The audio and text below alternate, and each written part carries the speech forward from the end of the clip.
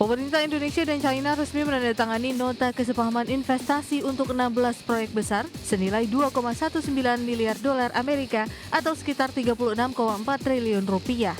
Kesepakatan ini menjadi bagian dari skema Two Countries Twin Parks atau TCTP untuk memperkuat kolaborasi industri kedua negara.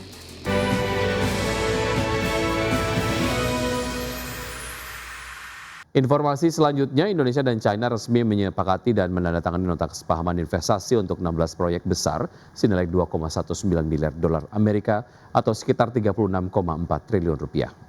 Ya, kerjasama mencakup berbagai sektor strategis yang tertuang dalam Two Countries Twin Parks. Pemerintah Indonesia dan China resmi menandatangani nota kesepahaman investasi untuk 16 proyek besar senilai 2,19 miliar dolar Amerika atau sekitar 36,4 triliun rupiah. Kesepakatan ini menjadi bagian dari skema Two Countries Twin Parks atau TCTP untuk memperkuat kolaborasi industri kedua negara. Menteri Koordinator Bidang Perekonomian Erlangga Hartarto menyampaikan, proyek-proyek strategis tersebut melibatkan perusahaan asal Provinsi Fujian, China bersama mitra dari Indonesia. Kerjasama ini mencakup berbagai sektor strategis. Sebanyak 16 proyek akan mulai diimplementasikan pada 2026. Proyek tersebut mencakup sektor prioritas nasional seperti ekspor baja dan nikel, pengolahan pangan dan kelautan, serta industri perikanan terpadu. Erlangga menjelaskan skema Two Countries Twin Parks atau TCTP ini merupakan inisiatif strategis yang diperkenalkan Presiden Prabowo Subianto bersama Perdana Menteri China. Model kerjasama Two Countries Twin Park ini akan dilakukan di 3 lokasi, yakni di kawasan industri Batang, kawasan industri Wijaya Kusuma di Semarang, serta kawasan industri Bintan.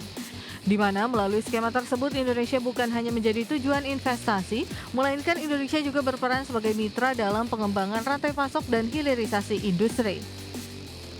Erlangga menilai kerjasama Indonesia dan China memiliki potensi ekonomi besar.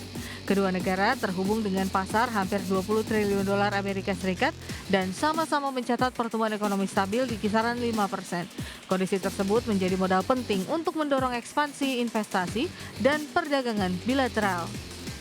Jakarta, Tim Liputan IDX Channel. Ya, terima kasih Anda masih bergabung bersama kami. Presiden Prabowo Subianto meresmikan 166 sekolah rakyat secara serentak yang tersebar di 34 provinsi dari Sumatera hingga Papua. Ya, peresmian secara serentak 166 sekolah rakyat yang tersebar di 34 provinsi ini dipusatkan di Sekolah Rakyat Terpadu atau SRT 9 Banjarbaru, Kalimantan Selatan. Presiden menegaskan hadirnya program sekolah rakyat ini diharapkan menjadi motor penggerak pemerataan kualitas pendidikan anak bangsa dari Sumatera hingga Papua. Hingga saat ini sejak mulai beroperasi pada pertengahan 2025, program sekolah rakyat ini telah menampung hampir 16.000 siswa dan menyerap lebih dari 7.000 tenaga pendidik serta kependidikan di tahap perintisan. Pemerintah sendiri menargetkan pembangunan infrastruktur pendidikan hingga mencapai angka 500 sekolah. Kita tergerak, teringat, kenapa? Kita teringat, bayangkan kalau waktu itu kita, saya dan menteri-menteri tidak ambil sikap yang berani. Mari kita berbuat yang mungkin tidak lazim. Kita bikin sekolah yang terbaik, sekolah berasrama untuk mereka-mereka yang mungkin tidak punya harapan, mereka yang dari keluarga yang kondisinya tertinggal. Saudara-saudara, anak-anak sekolah rakyat, murid-murid, anak-anakku, jangan kau kecil hati, jangan kau malu orang tuamu hanya buruh atau hanya petani miskin atau hanya tukang pemulung. Jangan kau malu. Mereka mulia, mereka kerja keras, halal, bekerja dengan keringat untuk masa depanmu. Jangan pernah kecil hati. Ya, sementara itu pemirsa, Menteri Sosial Saifullah Yusuf menegaskan sekolah rakyat bukan hanya sebagai pendidikan bagi anak-anak yang putus sekolah, melainkan sekolah rakyat menjadi salah satu jembatan bagi keluarga kurang mampu dalam mengubah nasib kehidupan melalui jalur pendidikan. Dalam peresmian 166 sekolah rakyat di 34 provinsi secara serentak dari Sumatera hingga Papua, Mensos Saifullah Yusuf mengatakan banyak harapan dari keluarga kurang mampu yang mulai tumbuh usai anaknya mengenyam pendidikan di sekolah rakyat. Dalam menjalankan sekolah rakyat, Kementerian Sosial menggandeng banyak pihak dalam mengembangkan minat dan bakat dari peserta didik sekolah rakyat. Selain mendapatkan pendidikan akademik, Mensos menegaskan pengelola sekolah rakyat bekerja sama dengan Kementerian Pendidikan Tinggi, Sains, dan Teknologi untuk memberikan pendampingan. Gus Ipul menyebutkan di sekolah rakyat juga melatih potensi wirausaha dari para peserta didiknya. Hal tersebut sebagai langkah untuk menyiapkan lulusan sekolah rakyat yang tidak hanya terampil di bidang akademik namun juga berpotensi menjadi pengusaha-pengusaha mandiri. Gus Ipul meyakini deretan langkah strategis membuat sekolah rakyat bukan hanya mengubah hidup dari peserta didik namun juga nasib dari keluarganya. Untuk memutus mata rantai kemiskinan melalui pendidikan. Karena itulah sekolah rakyat memuliakan wong cilik, menjangkau yang belum terjangkau dan memungkinkan yang tidak mungkin. Sekolah rakyat berfungsi sebagai jembatan masa depan dan merubah nasib dari keluarga kurang mampu. Keberhasilan ini semakin nyata karena kami berangkat dari satu keyakinan, tidak ada ciptaan Tuhan yang sia-sia.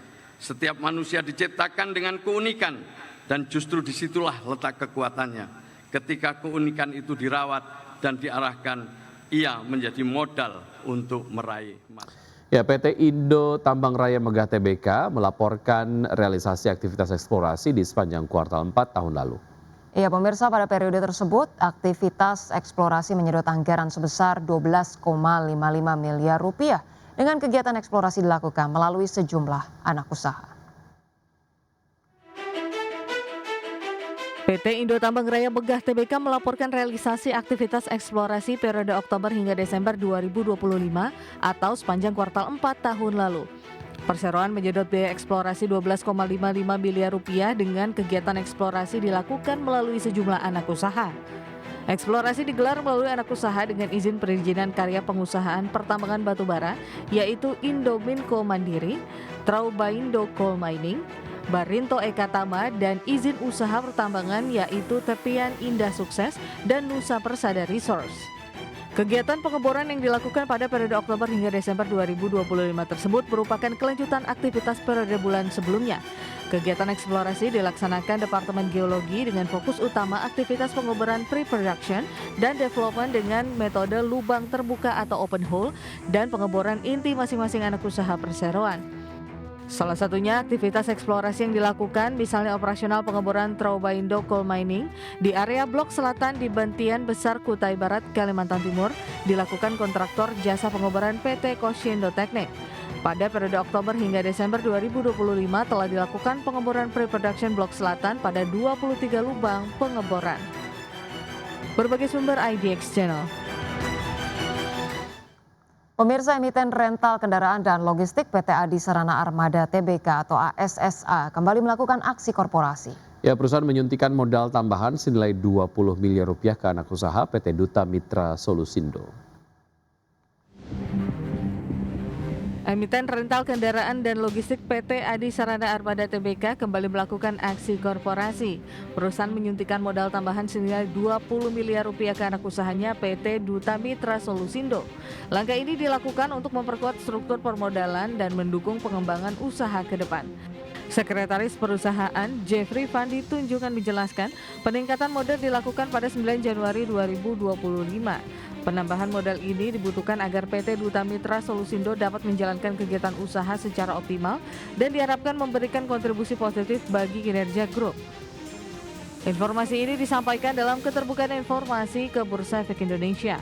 Sebelum transaksi, modal dasar PT Duta Mitra Solusindo tercatat 1 miliar rupiah dengan modal disetor 51 juta rupiah. Setelah suntikan dana, modal dasar meningkat menjadi 30 miliar rupiah dan modal disetor menjadi 20,51 miliar rupiah. Akibat transaksi ini, persentase kepemilikan pemegang saham minoritas mengalami dilusi. Berbagai sumber IDX Channel.